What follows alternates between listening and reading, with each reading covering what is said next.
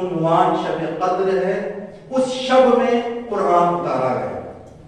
لوگوں نے کہا کہ ہمیں اور تھوڑا وضاحت چاہیے، تو امام نے فرمایا کہ قرآن پورا، اس لیے کہ اللہ یہ نہیں کہہ رہا ہے کہ ہم نے قرآن کے ٹکڑے کو شب قدر میں نازل کیا، ہم نے پورے قرآن کو شب قدر میں نازل کیا. لوگوں نے کہا کہ یا رسول اللہ، پھر جب ہم کہتے ہیں آپ کہتے آج ایک آیت نازل ہوئی، آج ایک آیت نازل ہوئی، آج ایک آیت نازل ہوئی، تو پھر یہ انا انزلناہ اور آج ایک آیت نازل ہوئی، اس کو ہم کیسے جمائیں؟ رسول نے فرمایا کہ شب قدر میں پورا قرآن میرے سینے پہ اتر گیا. اب میرے سینے میں قرآن محفوظ رکھ دیا گیا ہے. جب دستور ہوتا ہے جبرائیل کا تو اس سینے سے نکال کر میں ایک ایک آیت تمہیں دے رہا ہوں. یہ انا انزلناہ فی لیلۃ القدر کی تفسیر. ایک نے آ کر کہا مولا اس کی تفسیر بھی تو ہم تقریباً جان لیے، اس کی تعبیر کیا ہے، وہ اندرونی معنی کیا ہے؟ یہاں پر لیلۃ القدر یعنی فاطمہ زہرا. ہم نے اس قرآن کو شب قدر میں اتارا، مطلب ہم نے قرآن کو فاطمہ کی گود میں اتارا. جب تعبیر بیان کی جاتی ہے، تفسیر بیان کیا جاتا ہے یا ترجمہ بیان کیا جاتا ہے، الفاظ اور ترجمے میں ملاپ ہونا چاہیے. ایک ایسا ترجمہ یا کوئی ایسی بات کی جائے کہ ذہن قبول کرے. اگر ہمارے سے سوال کرے کوئی چیز کا، مثال یہ مائک کس کی طرح ہے، ہم کہیں گے کہ ناریل کے درخت کی طرح ہے، تو آدمی نہیں مانے گا. کیوں؟ اس لیے کہ بھائی اس کے اندر اور اس کے اندر کوئی ملتی جھلتی چیز نہیں ہے. تو ترجمہ اور مثال، وضاحت، تعویل ایسی ہونی چاہیے جہاں پر ذہن قبول کرے. آدمی نے سوال کیا شب قدر کی تعویل بتائے مولا، تو امام نے فرمایا شب قدر یعنی فاطمہ. تب وہ سمجھ کے چلا گیا، مطلب اسے وہ تناسب، وہ ملاپ نظر آیا. جب علماء غور کرنے کے لیے بیٹھے تو اس کی وضاحت میں امام نے فرمایا، علماء نے فرمایا کہ شب قدر وہ رات ہے جہاں پر ایک خاموش قرآن اترا. فاطمہ وہ گود ہے جہاں 11 بولتے قرآن.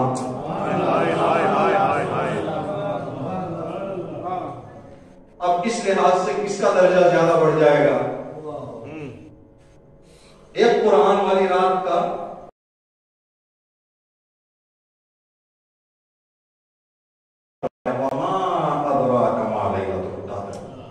تم کیا جانو کہ فاطمہ کیا ہے. خدا فرما رہا ہے کہ فاطمہ انسانی ذہنوں کے سمجھ سے باہر. یہ جملہ پتہ نہیں گزشتہ مجلسوں میں جب ہم آپ کی خدمت میں حاضر تھے تو کہا یا نہیں کہا. ایران کے ایک عارف نے جناب زہرا کی 18 سالہ زندگی پر غور کرنے کے بعد ایک نتیجہ دیا.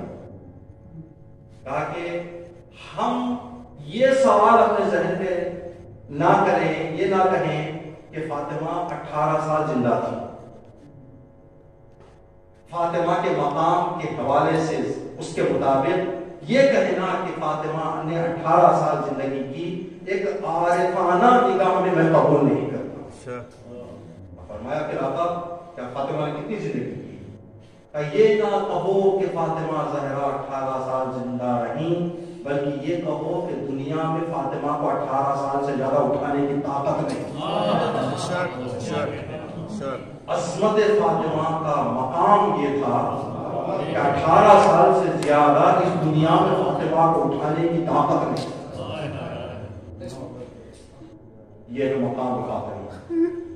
مقام اور مرتبہ بیوی کا بے انتہا اعلیٰ ہے، جس کو اگر ہم صرف پہچاننا چاہیں، کچھ آشنا ہونا چاہیں، ہمارے اور آپ کے 12ویں امام زمانہ مشہور روایت ہے، امام نے فرمایا نحن حجج اللہ علی الخلق، ہم 12 امام دنیا والوں کے لیے رہبر ہیں، رہنما ہیں، دنیا والوں کی مشکلات حل کرنا ہماری ذمہ داری ہے، فکری، عقیدتی، ایمانی مشکلات کا دور کرنا ہماری ذمہ داری ہے، ہم ان کی حجت ہے۔ نحن حجت اللہ علی القلب وجدتنا فاطمہ حجت اللہ علینا، ہم انسانوں کی مشکلات دور کرنے کے لیے حجت بنائے گئے ہیں، ہماری جدہ فاطمہ ہمارے لیے حجت ہے۔ ہم 12 اماموں کے لیے حجت ہماری جدہ ہے۔ اب یہ حجت کا کیا معنی ہے، اس کو اگر تھوڑا وضاحت کرنا چاہیں، 12 امام کی 2 غیبتیں ہیں، آپ حضرات جانتے ہیں، ایک غیبت صغرا، ایک غیبت کبرا، چھوٹی غیبت، بڑی غیبت۔ چھوٹی غیبت تقریباً 70 سال کے لگ بھگ رہی، بڑی غیبت جو اس وقت سے لے کر ابھی تک تقریباً 1100 سال سے زیادہ کا عرصہ گزر گیا۔ اس 70 سال میں اور اس 1100 سال میں فرق کیا رہا؟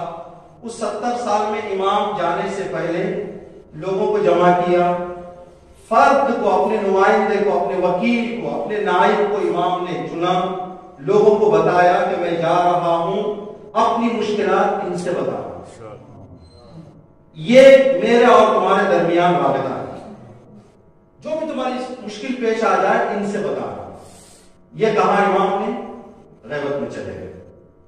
جب پہلے نائب کے انتقال کا وقت آیا تو امام کی طرف سے پیغام آیا کہ اپنے علاقے کے دوسرے شخص کو، حسین بن روح نام بتایا امام نے، انتخاب کیے۔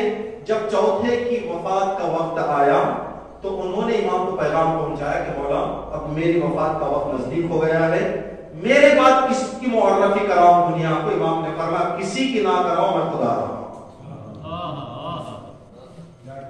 امام آئے، ظہور کیا، امام نے غیبت سے ظہور کیا، امام نے لوگوں کو بتایا کہ بھائی آپ سب کو اطمینان ہو گیا کہ میں غیبت میں گیا، میرے نمائندوں نے دنیا چلائی، میں نے ان کا پیچھے سے ساتھ دیا، سب کچھ آپ نے کھلا کھلا دیکھ لیا، میں نے وعدہ کیا تھا آؤں گا، میں آ گیا۔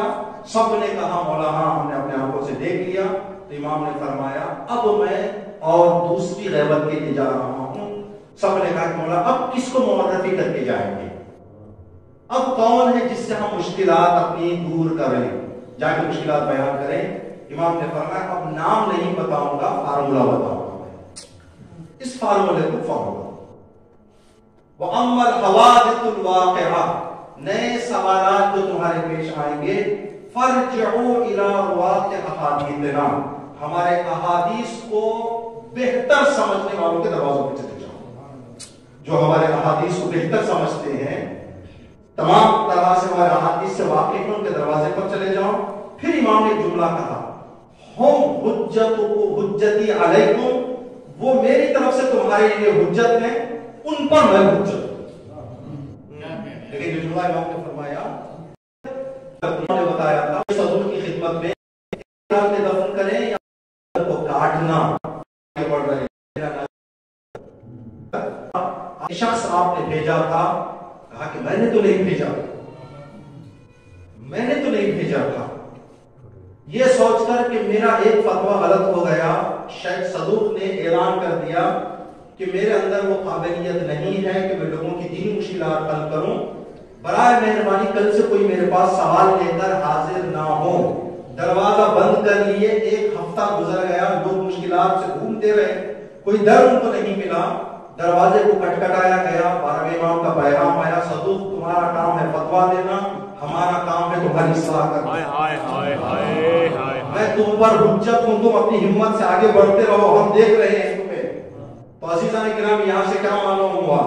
جب کوئی مشکل آتی ہے، مشکل کو حل کرنے والے کو دینی کہتے ہیں حجت۔ تو اب 12ویں امام کے قول پر فکر کریں، 12ویں امام نے فرمایا کہ ہم لوگوں پر حجت ہیں، ہماری جدہ فاطمہ ہم پر حجت ہے، یعنی لوگوں کی مشکلات دور کرنے والے 12 کی فریاد کو پہنچنے والے، 12 کی پہنچنے والے،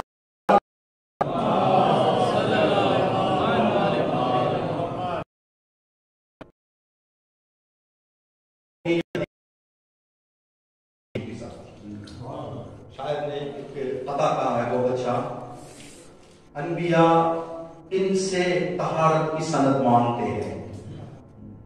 آسماں والے اسی در پہ رسد مانگتے ہیں. انبیاء ان سے طہارت کی سند مانگتے ہیں. انبیاء دیتے ہیں، مصطفیٰ دیتے ہیں مشکل میں علی کو آواز اور علی فاطمہ زہرا سے مدد مانگتے. ہم 12 پر حجت ہیں، بی بی فاطمہ زہرا. تو جو بی بی ان عظیم ہستیوں پر حجت ہو، اس کے مقام اور مرتبے کو سمجھنا ہمارے بس کی بات نہیں. جو ایک حد تک صلوات اللہ محمد آشنائی، دل کی تسلی، راحت اور سکون کے لیے. لیکن جو دوسرا زاویہ ہے، کردار، سیرت، رفتار بی بی فاطمہ زہرا، یہ ہمارے سامنے ہے. اس کو بھی جتنا غور کیا جائے کم. یہاں پر ان کے درجے، ان کے مقام سیرت اپنے لائف میں کے لیے یا برکت کے لیے ہم پڑھا کرتے ہیں. حدیث شریف یا ہمیں جو پڑھایا گیا ہے، ہمارے میں اور دیگر فرقوں میں فرق یہ ہے کہ ہم کام کو دیکھ کہ ہم بھی کر سکتے. تو مطلب یہ ہے کہ وہ کام سے پہنا ہمارا کیا گیا. اگر ہم مولا فہد علی یہ سب وہ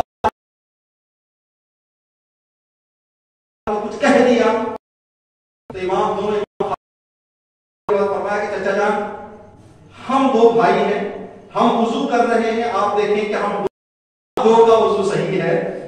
میں دو جس جگہ پر 3-4 قدم استقبال میں آگے بڑھو. نہ صرف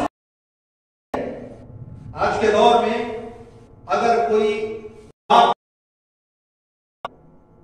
بہت کم جیسے کے لیے جو پہلے طریقہ تھا رسول ہے، تو عوام پر کیا لازم ہے کہ ہم یہ اس امام کا، جب ہم بی بی کا یہ تذکرہ کریں کہ کیا مقام.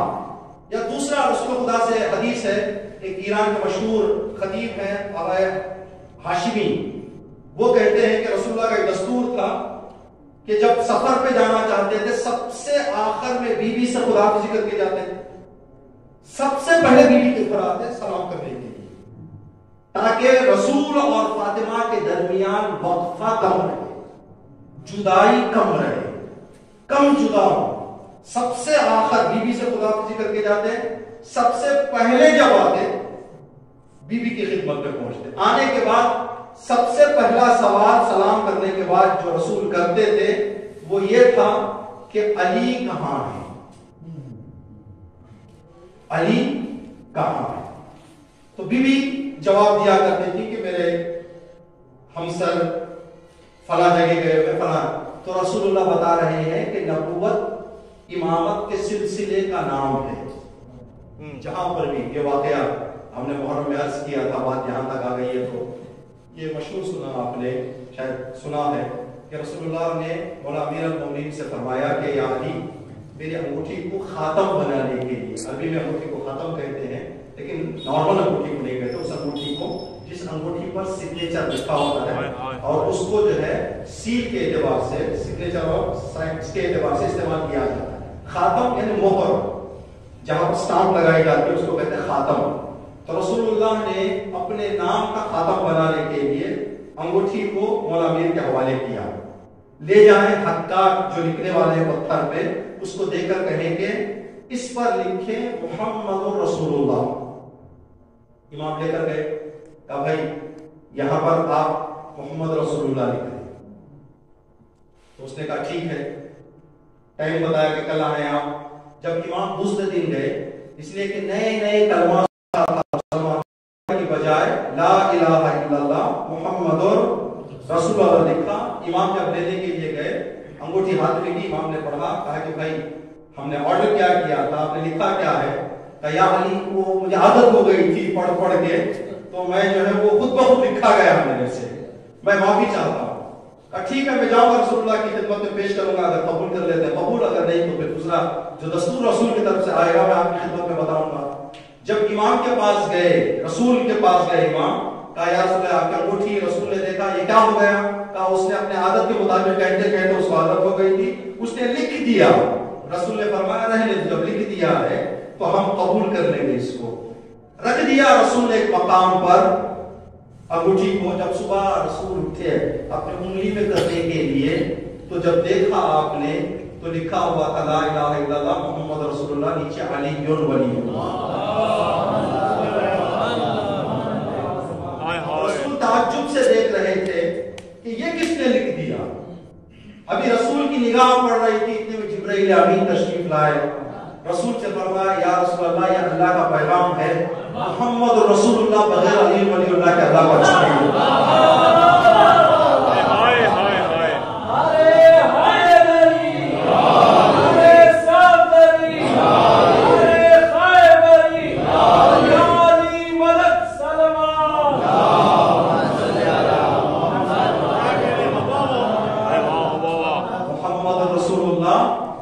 علی اور ولی اللہ کے بغیر اللہ کو اچھا نہیں لگتا۔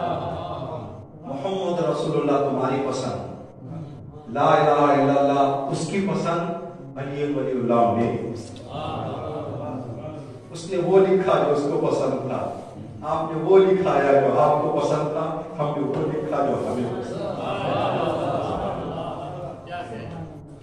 آپ جس ماحول میں زندگی کر رہے ہیں انشاءاللہ یہ پیغام بھی ہو کہ قرآن کریم جب ہم تلاوت کر کے ختم کرتے ہیں تو ہم آخر میں کیا کہتے ہیں؟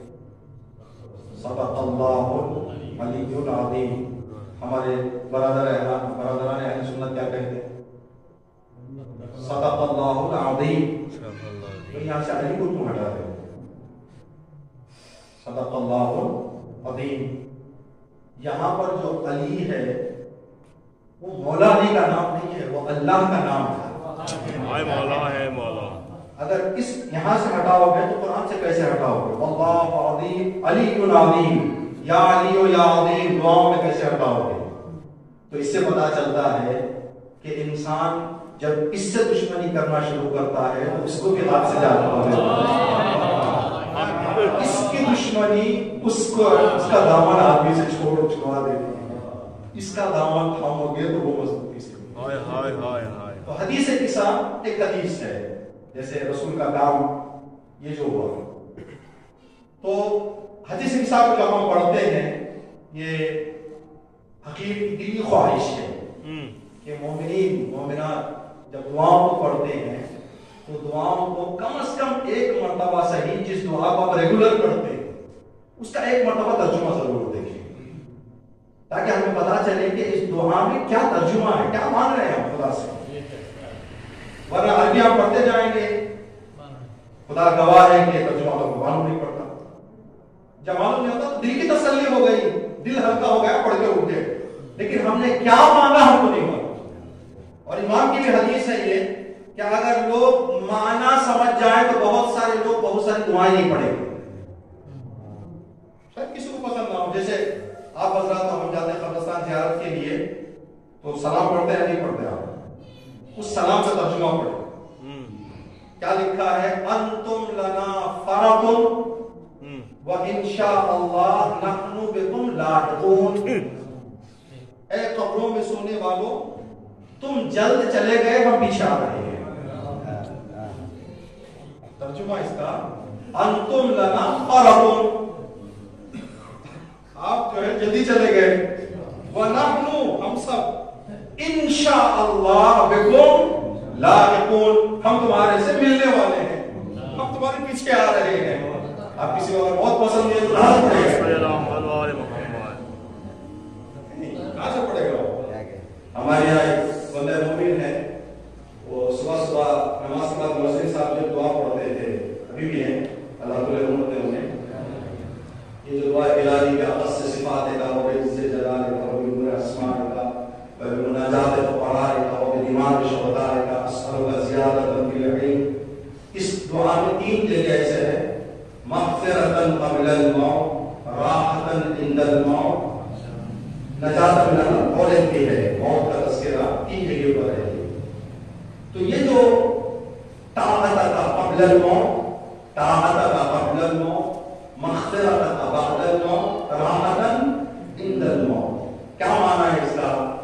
موت سے پہلے تیرے راستے پر میری زندگی بسر ہو. طاعت کا قبل الموت، موت سے پہلے تیری اطاعت میں میری زندگی بسر ہو. کون نہیں چاہتا ہے؟ راحتن عند الموت، جان راحت سے نکلے، روح راحت سے نکلے، راحت سے موت آ جائے مجھے. مغفرتن بعد الموت، اگر میری زندگی میں چھوٹی موٹی کچھ غلطیاں ہو گئی ہوں تو موت کے بعد مجھے مغفرت ملے. اتنی پہلی دعا. طاعت کا قبل الموت، راحتن عند الموت، مغفرتن بعد الموت، والنجاۃ فی القبر، یہ آگے کی دعا. لیکن ترجمہ نہ معلوم ہونے کی وجہ سے لوگوں کو کیا سمجھ میں آتا تھا؟ پوری آدمی سمجھ میں نہیں آتی تھی موت موت موت. ہم نے اپنے کاموں سے سنا مؤذن صاحب آتے صاحب پکڑے گا اس پاس پر لوگ کام پہ جاتے تھے حیات کی دعا مانگو، یہ موت موت موت کیا بیٹھے. اگر نہ سمجھیں یہ مشکلات ہے. تو حدیث کہنا، خاموشی کرنا. حدیث کسا مطلب چادر، چادر جو ہوتی ہے اس کو کہتے ہیں عربی میں کسا. کیوں اس حدیث کو حدیث کسا کہتے ہیں؟ اس لیے کہ اس حدیث کے اندر ایک کسا کا تذکرہ ہے. تو مشہور کرنے کے لیے لوگوں کو معلوم نام دینے کے لیے اس کو نام رکھا گیا اسے کسا. جیسے حدیث غدیر، جو حدیث غدیر کے میدان میں رسول نے بتائی. اگر ہمارے درمیان کسی سے کہیں کہ غدیر والی حدیث کہو، حدیث غدیر پڑھو تو ہمارے کہتے ہیں محمود تو مولا فہذا علی المولا. اس طرح سے نام دیے جاتے ہیں. تو اس حدیث میں اگر ہم شروع سے لے کر آخر تک ترجمہ پڑھیں اس کا تو کیا خوبصورت کردار پیش کیا ہے پنجتن پاک، جو ہم کر سکتے ہیں کچھ حد تک، جو ہمارے سمجھ میں کچھ حد تک آ سکتا ہے اور ہم اپنی زندگی میں اپنا سکتے ہیں. حدیث کے چند صرف شروعاتی جملات اپنے خدمت میں کریں گے انشاءاللہ کے تبرک و تیمم آپ حضرات رحم.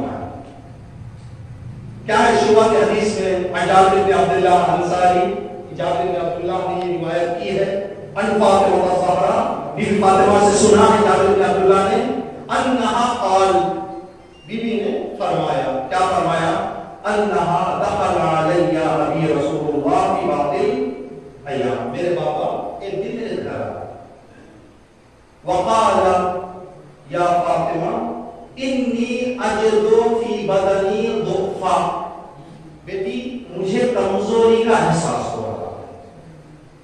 فقیتینی بالکساء یمانی فغطینی بہ، بیٹی یمن کی چادر لے کے آؤ اور مجھ پر ڈھانپ دو، مجھ پر اڑا دو. یہ رسول نے کہا ہے یا کیا ہے؟ بیوی کہہ رہی ہے، رسول کر رہے ہیں. رسول آئے ہیں، جو رسول نے واقعہ انجام کیا ہے، انجام کیا ہے، بیوی اس کو الفاظ میں بتا رہی ہے کہ بابا میرے گھر آئے، آنے کے بعد فرمایا بیٹی مجھے کمزوری کا احساس ہو رہا ہے. میں نے کہا انی اعوذ بک یا وطاء من اللہ من الضعف، بابا میں آپ کی کمزوری کے لیے اللہ سے دعا طلب کرتی ہوں کہ دور ہو جائے. یا فاطمہ اتنی بالکساء یمانی فغطینی بہ، بیٹی یمنی چادر لے آ کر مجھ پر ڈھانپ دو. رسول کیا بتا رہے ہیں جس کو ہم اپنا سکتے ہیں؟ رسول بتا رہے ہیں کہ مشکلات میں در فاطمہ سے مدد مانگنا یہ سنت رسول ہے. آپ حضرات جو شادی شدہ افراد ہیں، شادی سے پہلے اور شادی کے بعد زندگی آدمی کی بدل جاتی ہے. شادی سے پہلے آدمی کو طبیعت ناساز ہوتی ہے، فوراً ماں کے پاس جاتا ہے. شادی کے بعد کہاں ماں کے پاس جاتا ہے؟ آدمی گھر والی کے پاس جاتا ہے. جس وقت رسول کی طبیعت ناساز ہوئی، رسول کو چاہیے تھا کہ اپنے زوجات کے گھر جاتے. رسول نے فرمایا زوجات کے گھر جانا عام انسانوں کی عادت، فاطمہ کے در پہ جانا رسول کی سیرت.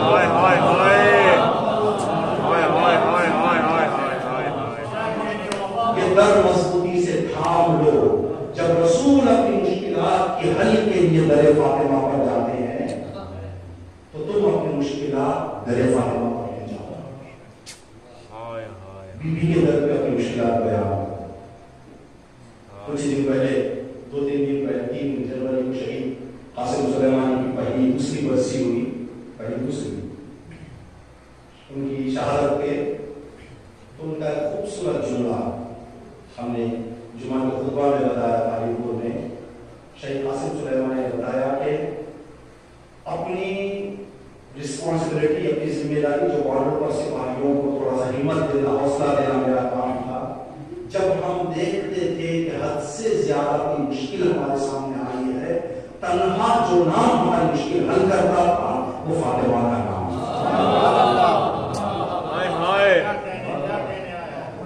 بی بی کے نام سے ہماری مشکلات حل ہو جاتی ہیں. اسی شہید کا یوٹیوب ہے کہ آپ دیکھ سکتے ہیں. شہید کہتے ہیں کہ جب اسرائیل اور لبنان کے بیچ وہ 23 دن والی جو جنگ چلی, اس جنگ میں اسرائیل نے اپنا بڑا قتل عام ہمیں سب مل کر در فاطمہ کو تھاما. ہر آدمی گڑ گڑا کر بیوی سے مدد مانگ رہا ہوتا ہے. اتنے میں کیا دیکھا کہ ایک سپاہی کے نگاہوں کے سامنے ایک نقاب پوش بیوی آ کر اس نے اپنے چادر سے ایک رومال نکال کر ہوا میں بکھیر کر کہا, جاؤ تمہارا دشمن بسا. ابھی یہ خواب, یہ بیداری کے درمیان منظر دیکھ کر اٹھے ہی تھے, فوراً ہمیں اطلاع ملی کہ ایک ہیلی کاپٹر جو دشمن کی طرف سے آیا وہ گر گیا ہے. دشمن ڈر کے پیچھے ہٹنا شروع کر چکے ہیں, جس کے بعد آگے بڑھتے بڑھتے ناممکن کو ممکن کر دکھایا. اس جنگ یہ کس کے جنہوں نے وہاں پر جنگ کی ہے وہ بتا رہے ہیں کہ ان میزائلوں کے سامنے ہمارے میزائل کا نام تھا فاطمہ. اس شہید کا ایک جملہ ہم سب کے لیے پیغام, اسی رسول کی سیرت پر غور کرتے ہوئے دیکھیں. ہم سنتے تو بہت ہیں لیکن اس پر یقین تھوڑا سا ہم لوگ کرنے میں کمزور ہیں. جو چیزیں ہم سنتے ہیں, سن کر گزر جانا یا سن کر اس چیز کو شک کی نگاہ سے دیکھنے سے آدمی کا کام نہیں بنتا. جو چیز کسی معتبر ذریعے سے ہمیں مل رہی ہے اس پر ہمیں یقین کرنا چاہیے. شہید قاسم سلیمانی کا یہ جملہ تھا ان کی شہادت سے پہلے کہ کون ماں ایسی ہے دنیا میں جو اپنے بچوں کو پریشان دیکھے. کوئی ماں ہے جو دنیا میں اپنے بچوں کو پریشان دیکھنا چاہتی ہے یا بچوں کو پریشان دیکھ کر تڑپتی نہ ہو؟ جناب قاسم سلیمانی نے فرمایا, ہم حسینیوں کی ماں فاطمہ ہیں, وہ ہمارا تڑپنا دیکھ نہیں سکتے. جب بھی کوئی مشکل آئے در فاطمہ پر چلے جاؤ. یہ سنت رسول ہے, اس کو ہم کر سکتے ہیں. جہاں پر بھی جو بھی مشکل آ جائے بیوی کے نام کو سہارا دیں. ایک مشہد کا نام ذہن میں نہیں ہے. مشہد جو حضرات زیارت گئے ہیں انہوں نے دیکھا ہے, مشہد کے سامنے اطراف امام کے روزے کی مدرسہ ہے. سردی کے دن ہے, برف برس رہی ہے, بچے مدرسے کے دروازے کے باہر سردی سے کانپ رہے ہیں. ایک مرجع وہاں سے گزر رہے تھے. انہوں نے کہا کہ بھائی کیوں اندر نہیں جاتے, سردی میں کیوں کھڑے ہو آپ, ماہ رمضان میں جاؤ, افطار کا وقت افطار کرو. کہا جناب ہم سب افطار کرنے کے لیے تڑپ رہے ہیں اور اندر جانا نہیں چاہتے, باہر کھڑنا نہیں چاہتے. ہم سب دوست مل کر تالا ڈال کے گئے تھے زیارت کے لیے, واپسی میں چابی گم گئی ہے, دروازے کی تالے کی چابی ہمارے پاس نہیں ہے. ان لوگوں میں سے ایک نے کہا ہم نے سنا ہے کہ حضرت موسیٰ کی والدہ کے نام میں یہ اثر اللہ نے رکھا ہے کہ اگر ان کا نام بند تالے پر پڑھ کر پھونک دیا جائے آپ آئیں, آنے کے بعد تالے پر موسیٰ پیغمبر کی والدہ کا نام لے کر دم کر دے تاکہ تالا کھل جائے. تو ہٹ جاؤ میں کھول دوں گا. آگے آنے کے بعد کہا یا فاطمہ, لوگوں نے کہا کہ موسیٰ پیغمبر کی ماں کا نام یہی تھا. جب موسیٰ کی ماں کے نام سے کھل جائے گا کیا حسین کی ماں کے نام سے نہیں؟ جب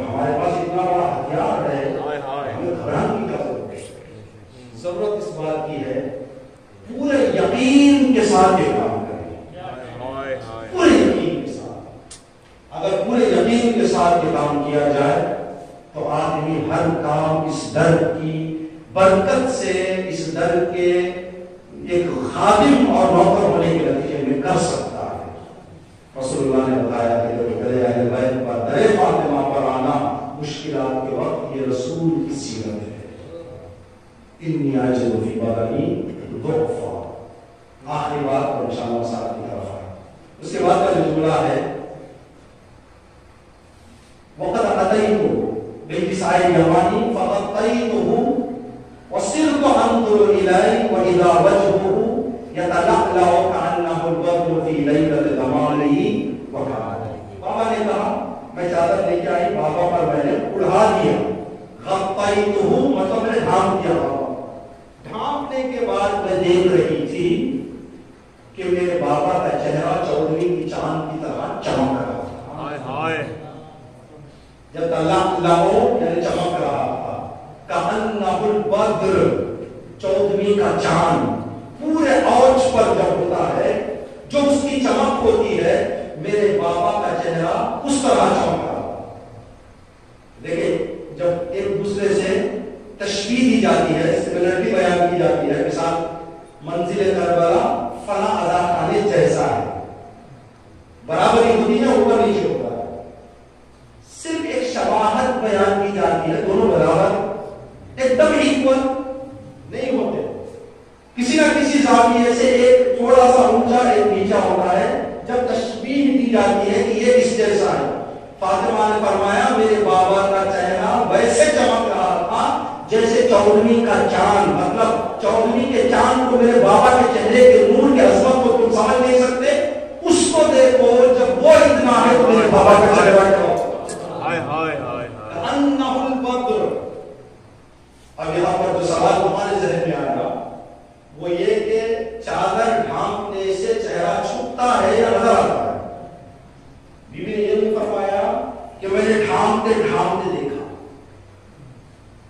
یہ نہیں فرمایا میں نے ڈھانپنے سے پہلے دیکھا، بلکہ کیا فرمایا فغطیتھا، میں نے اڑا دیا، میں نے ڈھانپ دیا۔ ڈھانپنے کے بعد میرے بابا کا چہرہ 14ویں کی چاند کی طرح چمک رہا تھا۔ بیوی جب کوئی چیز پر پردہ ڈال دیا جاتا ہے یا کوئی چیز پردے میں چلی جاتی ہے تو چھپ جاتی ہے، تو آپ کس طرح بتا رہی ہیں کہ میں دیکھ رہی تھی 14ویں کی چاند کی طرح چمک رہا تھا۔ بیوی فرمائے گی تمہاری معرفت اور میری معرفت میں زمین سے آسمان کا فرق ہے۔ تم چہرے رسول کو دیکھ رہے تھے، میں چہرے رسول کی رسالت کو دیکھ رہی تھی۔ رسول چھپ سکتا ہے، رسالت چھپنے والی نہیں ہے۔ یہ پیغام بیوی ہمیں دے رہی ہے، اے میرے فرزند کی غیبت میں زندگی کرنے والوں، امام غیبت میں جا سکتا ہے، امامت کے لیے پردہ نہیں۔ امامت اگر آدمی احساس کرے تو ہر وقت اس کے نزدیک ہے یہ سیرت فاطمہ۔ غیبت میں ڈال کر بھی، غیبت میں رہ کر بھی انسان یہ احساس کرے کہ میرا نبی میرے سامنے ہے، میرا امام میرے سامنے ہے، میرا حضور میں ہے۔ اگر یہ یقین ہمارے اندر آ جائے تو ہماری زندگیوں کو چار چاند لگ جائے۔ اگر یہ یقین اس وقت کے مسلمانوں میں ہوتا تو کبھی آگ اور لکڑی لے کر فاطمہ کے گھر پہ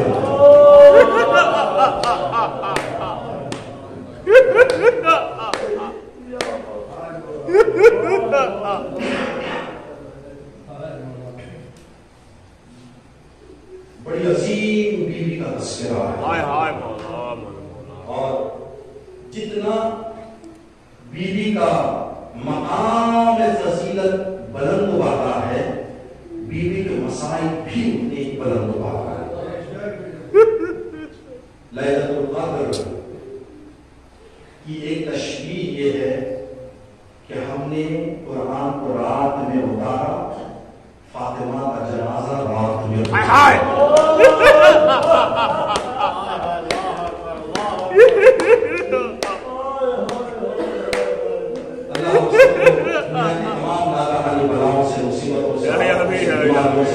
خصوصاً اس موجودہ وبا اور بلا سے دنیا کے تمام عاشقان دین خصوصاً ناظرین کو وطن نگر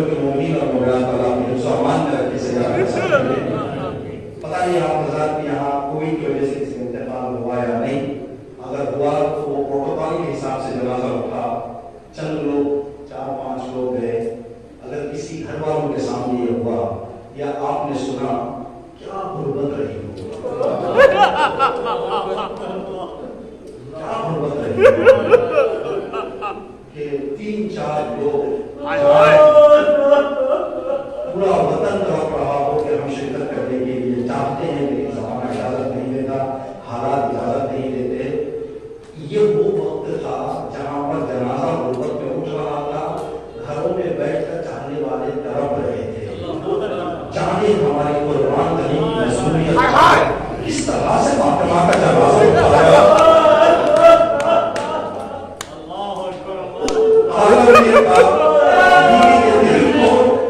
کچھ لوگوں سے اتنی تکلیف ہوئی تھی کہ بیوی نے فرمایا یا علی میرے جنازے پر کسی کو آنے نہ دے،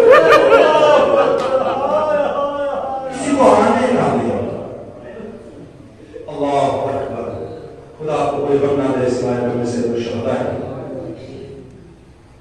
سیدہ سلام اللہ علیہا کی مصیبتیں ولادت سے، بی بی کا بچپنا ماں کی رحمت ہو گئی، بغیر ماں کے فاطمہ زہرا کی تربیت ہوئی، اتنا اپنے باپ کی خدمت کی بی بی نے کہ رسول فرماتے تھے فاطمہ تو میری بیٹی نہیں تو میری ماں ہو، فاطمہ تو میری ماں ہو۔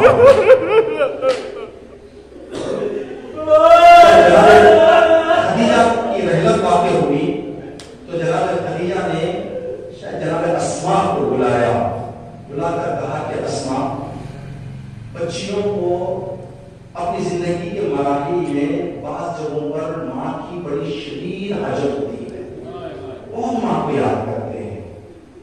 ایک وہ وقت ہے جب بیٹی دلہن بن کے شوہر کے گھر جاتی ہے، ماں کو بہت یاد کرتی ہے، میری فاطمہ کا خیال رکھنا، میری طرف سے ماں بن کر فاطمہ کا خیال۔ جب فاطمہ کو رسول علی کے گھر پہنچا رہے تھے، فرمایا کوئی آگے نہ آئے، میری فاطمہ علی کے گھر جا رہی ہے۔ کیا دیکھا اسماء سامنے کھڑے ہوئے آنسو بہا رہی ہے۔ کہا اسماء کیا میرا جملہ آپ نے نہیں سنا؟ کہ یا رسول اللہ میں نے سنا لیکن میں کیا کروں، خدیجہ کی ایک وصیت میرے سامنے ہے، وصیت پر عمل کرنا واجب ہے۔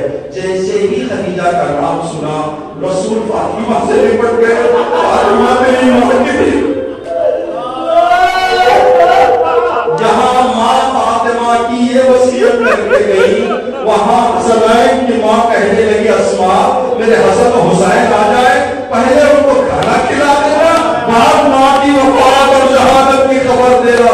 حسن و حسین تشریف لائے، کہا بچوں دستر میں نے بچھا دیا ہے، بیٹھ کر کچھ کھاؤ۔ بچوں نے کہا اسماء کیا آپ نے اس دوران دیکھا ہو کہ ہم نے ماں کے بغیر کبھی کھانا کھایا ہو؟ اللہ اکبر۔ فاطمہ کی مصیبتیں اس وقت شدت پکڑ گئی جب فاطمہ کے سر سے رسول کا سایہ، آپ نے سنا ابھی کہ رسول زیادہ فاطمہ سے دور رہنا گوارا نہیں کرتے تھے۔ رسول کی خدمت میں بیوی پہنچی، حالت انتظار میں تھے رسول، بیٹی باپ کی حالت دیکھ کر آنسو بہا رہی تھی، بیٹی کے آنسو باپ سے دیکھے نہیں گئے، بیٹی تھوڑا قریب آ جاؤ، اپنا کان میرے نزدیک لاؤ۔ ازواج رسول کہتی ہیں کہ ہم دیکھ رہے تھے کہ فاطمہ جب اندر گئی تو گریہ فرما رہی تھی، جب باہر آئی تو مسکراتی ہوئی آ رہی تھی۔ ہم نے کہا بیوی کیا انقلاب آ گیا ہے اتنا جلدی، جاتے ہوئے گریہ آتے ہوئے مسکرانا؟ تو بیوی نے فرمایا جاتے ہوئے بابا کی جدائی کا غم سوچ کر گئی تو میرے آنکھوں سے آنسو نکل گئے۔ آتے ہوئے بابا نے فرمایا فاطمہ یہ جدائی زیادہ دن کی نہیں ہے، اور اس وقت تم میرے پاس آ جاؤ گی تو میں سمجھ گئی کہ میرے اور میرے بابا کے درمیان زیادہ جدائی نہیں ہے، اس لیے مجھے کچھ حوصلہ مل گیا۔ کتنے دن فاطمہ زندہ رہی؟ ایک روایت کے مطابق 75 دن، ایک روایت کے مطابق 95 دن۔ ان 75 دن اور 95 دن میں یہ روایت پر جب ہم غور کرتے ہیں تو سینہ تڑپ جاتا ہے، کیونکہ امام فرماتے ہیں دنیا میں سب سے زیادہ رونے والے 5 لوگ ہیں جو تاریخ میں رکھے گئے ہیں، حضرت آدم، حضرت یعقوب، حضرت یوسف، میری جدہ فاطمہ اور امام سجاد علیہ السلام، یہ 5 شخصیتیں، وضاحت نہیں چاہیے، ٹائم زیادہ ہو جائے گا۔ یہ 4 کی وضاحت کی گئی کہ یعقوب کتنا ہوئے، کم از کم جو آنسو بہائے گئے ہیں ان 5 میں 4 ہستیوں سے 35 سال رونے پر ان زیادہ رونے والوں میں شمار کیا گیا ہے۔ اس فہرست میں فاطمہ کا بھی نام آ گیا ہے۔ آخر فاطمہ نے کتنے سال آنسو بہائے؟ فاطمہ نے 75 دن یا 95 دن آنسو بہائے۔ پھر کیوں اس فہرست میں نام آ گیا؟ تو بتایا گیا جتنے آنسو امام سجاد نے 35 سال میں بہائے تھے، فاطمہ نے 95